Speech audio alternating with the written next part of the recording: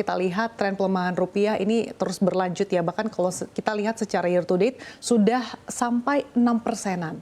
Seberapa besar sih pelemahan rupiah ini berdampak pada sektor properti sejauh ini? Ya. Memang kalau dari pelemahan rupiah ini akan berdampak kedua sisi sebetulnya dari konsumen properti baik ataupun pengembang. Kalau dari konsumen tentunya daya beli akan berkurang. Jadi kalau misalnya kita lihat sektor retail atau perbelanjaan yang consumption yang sifatnya lifestyle itu mungkin akan berkurang karena biasanya mereka akan mengutamakan konsumsi utama. Yang kedua juga seperti mungkin di perumahan gitu ya, yang kalau misalnya dengan kenaikan dengan perubahan exchange rate ini mungkin material juga akan meningkat. Dari sisi pengembang tadi juga saya sampaikan mungkin akan adanya material-material yang bermuatan import ini juga akan meningkat. Kemudian yang ketiga juga tentunya pengembang yang memiliki pinjaman dalam US dollar ini juga akan terpengaruh kinerjanya. Oke, sebelum kita berlanjut ke dampak ke sektor real utamanya properti, tapi kalau kita lihat secara keseluruhan atau dari helikopter view, sebetulnya bagaimana sih kondisi properti saat ini? Apakah memang sudah kembali sebelum pandemi atau sebetulnya masih terengah-engah, Bu Vivin? Ya, di sektor properti sebetulnya ada beberapa subsektor. Jadi kita lihat ada perkantoran, ada hotel, ada pusat perbelanjaan, perumahan dan lain-lain. Jadi kalau kita lihat tidak bisa bicara secara keseluruhan, tapi masing-masing sektor. Kalau kita lihat hotel dan retail sebetulnya cukup stabil. Kemudian kalau sektor perkantoran memang agak tertekan karena memang supply yang cukup banyak. Sektor perumahan, logistik dan industrial masih cukup baik.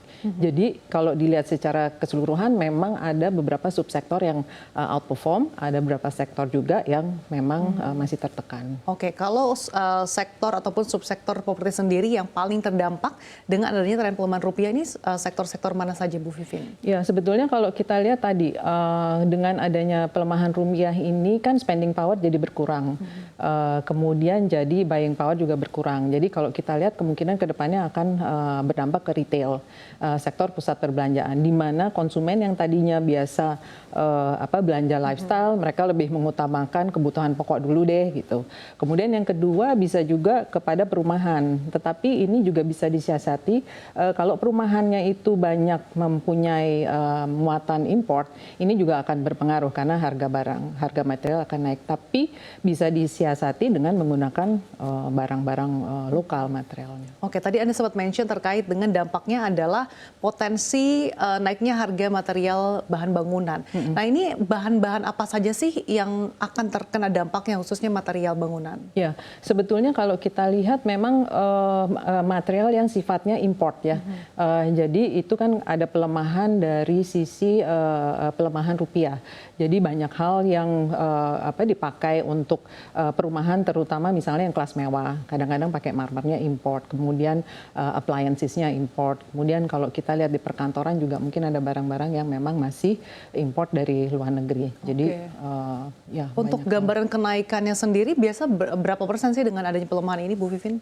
Nah, kenaikannya ini bervariasi karena memang kalau kita lihat ini tergantung dari muatan importnya itu sendiri. Misalnya dari satu proyek ada yang misalnya muatan importnya 20% atau muatan importnya hanya 5% atau 10%.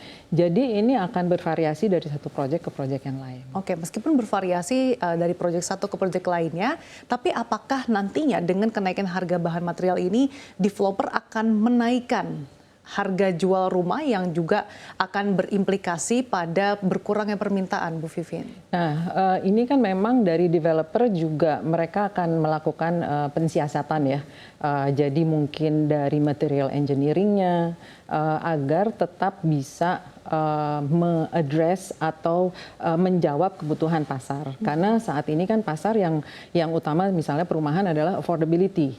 Gitu, sehingga pengembang tentunya akan membuat strategi-strategi dan tidak serta-merta langsung menaikkan perumahannya karena itu akan mempengaruhi take up rate atau penjualan. Oke, nah strategi apa sih yang biasa dilakukan oleh para developer gitu untuk bisa mengatasi dampak pelemahan rupiah ini?